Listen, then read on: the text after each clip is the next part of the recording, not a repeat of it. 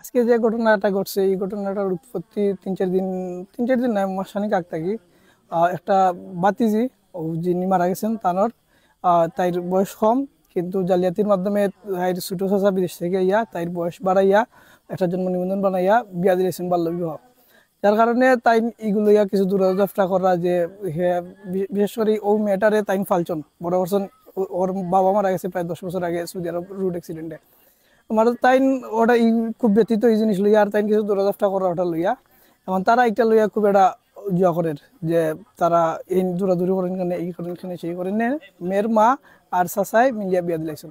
তো ওটা ঝামেলা চলের 2-3 দিন থাকি তার আরো উত্তেজনা এর উত্তেজনা। তো আজকে ঘটনা ঘটছে হঠাৎ করে ও যে মেয়ের মা ও মেয়ের মার গড় ও যে ভিকটিম যে মারা গেছেন তাই লাগাইতে আসলা। এখন লাগাইছেন না এই মুহূর্তে তারা ফোন দিয়া হেরারে আনাইছে ছোট চাচাজন। আনানির পরে তারা দেশীয় অস্ত্র শস্ত্র যা আছে সব কিছু লইয়া ইয়া উঠে তাতে অ্যাটাক করছে। অ্যাটাক করিয়া ও রাহির মা আর হইছে আমার দাদি আর হইছে মুহিবরের সাথে হইছে আমিনের ছেলে রাজীব সহ আরো কয়েকজন সবাই মিলিয়া আইছে। আর পরে ইনো তারা তান্ডে দরিয়া ফারাইয়া মারিয়া জায়গা মার্ডার করেছে। পরে আমি আসলাম স্কুলে, আমি আইয়া পাইছি যে তার অবস্থা খুবই সিরিয়াস, মায়ের এই সময় শেষ হয়ে গেছে। এই সময় যাচ্ছে মহিবুর তার দল বল নিয়া জার্গি বাড়িতে। তখন আমি আইয়া পাইছি ওর অবস্থা খুবই সিরিয়াস অবস্থা দেখে আমরা দেখছি যে শ্বাস প্রশ্বাস চলে না কিছু না। তখন আমরা একটা গাড়ি নিয়ে সে মেডিকেল লয়ে গেছি, তার উসমানী মেডিকেল। যাওয়ার পরে যে দেখা গেছে যে তার মৃত্যু, তাই মেডিকেল আনতে তার দম গেছে। ও অতটুকু করছে আমার কাছে।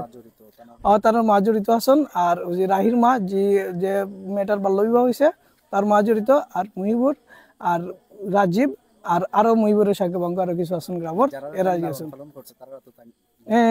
তিনি তাইনো সৌদি আরব প্রবাসী আসলে যিনি মারা গেছেন ইনি 4-5 বছর আগে সৌদি আরব থেকে গেছেন।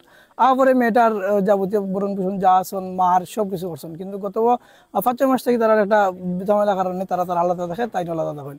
ও 5-6 মাস এর আগ পর্যন্ত কিন্তু তাই সারাটা ফ্যামিলি একলাও চালাইছেন। ও এটা ছাড়া কিন্তু আর কোনো সমস্যা আছে না, আর বর্তমানে আর কোনো সমস্যা নাই।